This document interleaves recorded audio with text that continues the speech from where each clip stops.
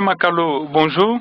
Bonjour, monsieur le journaliste. Je rappelle que vous êtes membre du PDN, entendez, le Parti de l'Espoir pour le Développement National. Vous venez tout fraîchement de passer 5 jours derrière les barreaux du 18 au 22 avril dernier à l'escadron mobile numéro 3 de Matam. Peut-on savoir qu'est-ce qu'on vous reprochait? Alhamdulillah, je vous remercie pour la question. Si vous me permettez, je vais dire bonjour à Elhadji Lansana Kouyaté, sa dynamique femme ainsi que tous les anciens d'avoir de la révolution. Et c'est suite à une plainte que j'ai déposée contre un jeune Mamadi Kaba qui m'a insulté. Il a envoyé des injures sur mon téléphone, pas une fois, pas deux fois, pour maintes fois. Il a insulté d'autres personnalités sur mon téléphone. J'ai trouvé nécessaire que j'étais blessé dans mon droit. Je suis parti voir mon avocat. On a formulé une plainte, on a déposé au niveau du parquet de Mafanko parce que la juridiction compétente pour le juger c'est à Mafanko. Il réside vers Mafanko. Ce fait, le procureur de la République près du tribunal de Mafanko a orienté le dossier au niveau de Madina, la gendarmerie de Madina sur le Niger. Le commandant Keta qui devait gérer ce dossier et rendre compte au procureur. Il n'a pas fait ça. Au lieu de arrêter le jeune, fait le PV déposé au niveau du parquet, il n'a pas fait.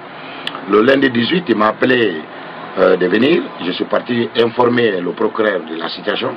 Il me dit de partir pour qu'on envoie le dossier. Je viens là-bas. On me kidnappe là-bas pour l'escadron mobile numéro 3. Soi-disant qu'il y a quelqu'un qui a porté plainte contre moi pour l'injure vers sa personne et l'injure du président de la République. Or que moi, mon éducation ne me permettait pas d'insulter le président de la République. Mais je vais critiquer le président de la République parce que c'est mon rôle en tant qu'opposition de son gouvernement. Et tout acte qu'il pose qui est au contraire de la loi, je vais critiquer. Tout acte qu'il pose qui est favorable à la loi et à la bonne gouvernance, je vais féliciter. Mais pour dire qu'on ne va pas critiquer le gouvernement, ça, on va le faire. Personne ne peut nous empêcher de faire ça. Alors justement, M. Ibrahim Makalo, est-ce qu'aujourd'hui, vous pensez que c'est justement à cause de vos critiques vis-à-vis du régime en place qu'on vous a tout simplement jeté en prison? Bien sûr, parce qu'il n'y a pas d'explication. Comment pouvez-vous, un OPJ, peut arrêter un citoyen sans l'envoyer une convocation? Parce que la loi elle est claire là-dessus. Un citoyen, quand il y a une plainte contre sa personne, vous formulez une convocation, vous le déposez sur le chef de quartier. Le chef de quartier dépose sur le chef secteur. Le chef secteur va donner à son citoyen de présenter devant le OPJ qui a envoyé le document. S'il ne s'est pas présenté, la deuxième convocation va venir. Après la deuxième convocation, il y a un mandat d'amener.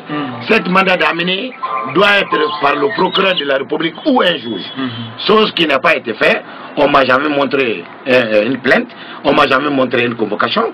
Donc j'étais illégalement kidnappé et j'étais en prison pendant 5 jours. Or que la loi permet que 48 heures. Après 48 heures, il faut que le procureur de la République intervienne en fondement de l'article 77 du Code de procédure pénale. Chose qui n'a pas été faite en violation de mes droits civiques, parce que la loi elle est claire là-dessus. Quand tu prends l'article 6 de la Constitution, nul n'est tenu obligé d'exécuter une ordre manifestement illégale. Donc quand le OPJ prend un citoyen et le fout en prison, on ne va pas laisser passer ça après le jugement, parce que le jugement est prévu pour le 2 septembre, le 2 mai, le lundi qui vient. Après le jugement, mais on va porter plainte contre les agents qui ont été responsables pour mon enlèvement illégal. Donc, alors quand vous dites que porter plainte, c'est votre personne qui va porter plainte ou bien c'est le parti, le PDN? Le parti va porter plainte, ma personne aussi va porter plainte. Parce qu'ils ont porté atteinte à ma dignité et à ma personnalité en tant que citoyen libre. Parce qu'on dit la liberté est l'exception, la liberté est la règle, l'emprisonnement est l'exception. Si quelqu'un n'a rien fait, comment pouvez-vous l'arrêter et le jeter en prison sans aucune procédure? Vous croyez qu'au Première République c'est comme ça se passe? Au Deuxième République, Alpha Condé qui a fait 40 ans l'autre politique, c'est à son temps on torture les gens, c'est à son temps on prend les gens, on les jette en prison illégalement et qu'il ne dit rien. On dit qu'il est docteur d'État en droit public. Moi je pose la question, est-ce qu'il maîtrise même la loi de ce pays? Parce qu'il y a des choses qui se passent aujourd'hui. On se pose la question, c'est ici seulement que vous voyez décret contre décret. Il nomme aujourd'hui, demain il l'enlève. Mais c'est grave. Il a un chef de cabinet. Au niveau du chef de cabinet de la présidence, il doit avoir un cabinet pour lire les textes à la ligne. Il ne doit pas avoir des erreurs. Mais c'est le seul pays là où on a des contre-décrets signés. Même les morts ont été nommés ici par Alpha Condé. Vous croyez que si on est dans un pays normal, ces gens qui sont à côté d'Alpha Condé ne doivent pas être poursuivis? Nous, on demande à Alpha Condé quoi? Mettre en place la haute cour de la justice, qui est compétente de juger le président de la République en cas de violation de la loi. En cas de parjure, parce qu'il a juré sur la Constitution dans son article 35, de respecter, faire respecter la loi. Mais en cas de parjure, que la loi soit appliquée. Mais quelle loi va être appliquée? Parce que pour le juger, il faut un tribunal exceptionnel. Le tribunal exceptionnel qui est compétent pour juger Alpha Condé, c'est la haute cour de la justice. Le ministre, en cas de détournement, c'est la haute cour de la justice. Pourquoi? Quel intérêt il a pour ne pas mettre cette institution en place?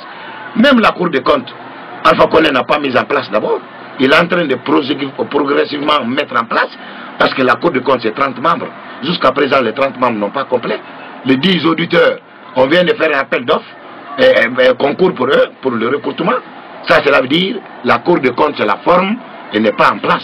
Alors justement, M. Ibrahima Kallo, est-ce que, parce qu'on vous connaît, vous êtes très critique vis-à-vis du régime en place, et est-ce que vous ne voyez pas ces 5 jours de prison comme une sorte d'intimidation pour vous amener à ne plus critiquer le président Alpha Condé? Et disons, est-ce que ça va vous décourager? Est-ce que vous allez arrêter de critiquer le régime en place? Ça me donne même le courage plus, parce que je suis prêt à tout. Parce qu'on vous accuse d'avoir insulté le président. Mais ils n'ont qu'à prouver. Quand un citoyen accuse un autre citoyen d'avoir insulté le président, vous devez avoir d'abord les preuves. Ce n'est pas après accusation, vous allez chercher à savoir où trouver les preuves. Donc, ce qui concerne le président de la République, ils veulent seulement déplacer le débat. C'est entre Kallo Ibrahima et Mamadi Kaba au niveau du parquet de Mafanko. Pas d'autre chose. Si, par erreur, ils estiment, eux, que j'ai porté atteinte au président de la République, il y a le procureur général, il y a le procureur de la République compétent, il y a les agents judiciaires de l'État qui doivent réagir, mais tous ceux-ci n'ont pas réagi parce que tout simplement, mon éducation ne me permettait pas d'insulter un président de la République. Il incarne la nation, c'est l'incarnation de la nation. Personne ne va se permettre d'insulter un président. Mais on va le critiquer, ça, ils ne vont pas nous encourager, l'emprisonnement ne nous encourage pas, même la mort ne l'encourage pas. Nos enfants vont continuer le combat, parce que c'est le combat démocratique, c'est le combat politique. Il a mené lui 40 ans. Est-ce qu'il a été enquêté ici? Alpha Condé, il a été condamné par contumace. Il a bénéficié d'une grâce, il a bénéficié d'une amnistie en 79. Grâce à Damantan, Albert Damantan, et là Damantan Kamara qui était le président de l'Assemblée à l'époque, qui l'ont amnistié, et il a été condamné aussi par Sima, 5 ans, mais il a été gracié, par Conté. Donc il ne peut pas restaurer la dictature, qu'on va accepter ça. Pour ne rien au monde, on peut nous décourager. Le combat va continuer pour la démocratie, jusqu'à la restauration totale de la démocratie dans notre pays, on ne va pas se décourager. Alors, M. Ibrahima Kallo, merci d'avoir répondu à nos questions. Je vous remercie infiniment pour votre courage d'inviter des citoyens d'exprimer sur votre site. Je vous remercie.